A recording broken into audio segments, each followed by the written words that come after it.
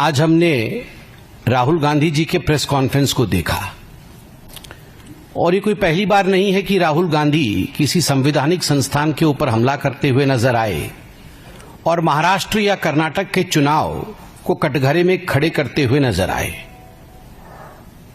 आज के राहुल गांधी के प्रेस कॉन्फ्रेंस के दो हिस्से हैं।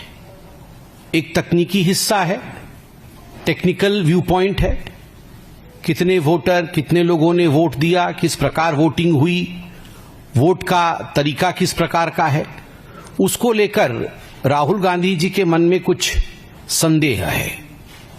और दूसरा जो हिस्सा राहुल गांधी जी के आज के प्रेस वार्ता का है वो राजनीतिक है, क्योंकि भारतीय जनता पार्टी को उन्होंने घेरने की कोशिश की है। भारतीय जनता पार्टी के खिलाफ भी उन्होंने अनर्गल कहा है। मैं मानता हूं कि जो तकनीकी विषय हैं वो कंसर्न डिपार्टमेंट अर्थात चुनाव आयोग, मैंने अभी कुछ देर पहले मीडिया में भी देखा है, चुनाव आयोग ने भी कुछ जवाब दिया है।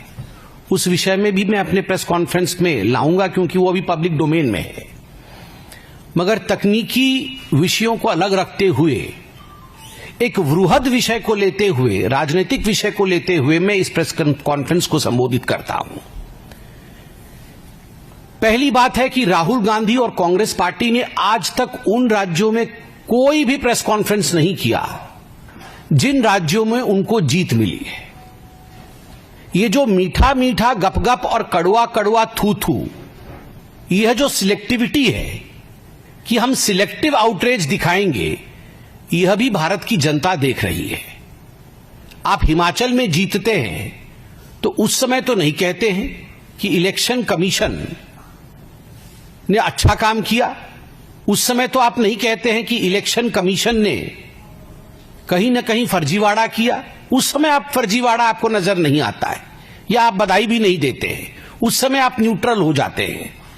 आप तेलंगाना में जीतते हैं, आपका मुख्यमंत्री बनता है तेलंगाना में, भारतीय जनता पार्टी हार जाती है, उस समय का कोई भी प्रेस कॉन्फ्रेंस आप दिखा दीजिए कि राहुल गांधी ने कहा हो कि तेलंगाना में इलेक्शन कमीशन ने फर्जीवाड़ा किया है।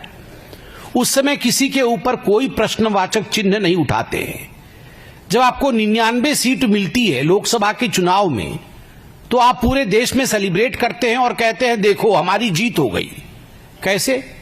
यदि देश का लोकतंत्र हार गया, यदि देश का चुनाव आयोग ही कॉम्प्रोमाइज्ड है आपके कहने के मुताबिक, तो आप सेलिब्रेट किस बात का कर रहे हो कि हम जीत गए हैं, हमें अधिक सीटें मिली है।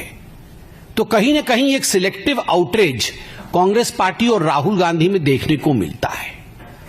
दूसरी बात है, राहुल गांधी का फ्रस्ट्रेशन की ये चरम सीमा है और मैं बहुत सोच समझ कर बोल रहा हूं।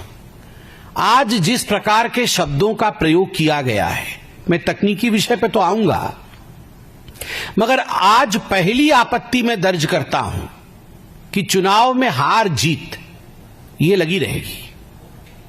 सबसे बड़े समय के लिए यदि विपक्ष में किसी पार्टी ने समय बिताया है तो मेरा मानना है जनसंघ भारतीय जनता पार्टी है। हमारी पार्टी ने सबसे बड़े कालखंड के लिए विपक्ष के रूप में जिम्मेदारी संभाली, मगर कभी भी कोई भी ऐसा वाकया नहीं हुआ। कई बार हमने भी प्रेस कॉन्फ्रेंस किया है, मगर कभी भी ऐसा नहीं हुआ कि इलेक्शन कमीशन के, चुनाव आयोग के अधिकारियों को धमकाने का काम हमारे किसी नेता ने किया हो।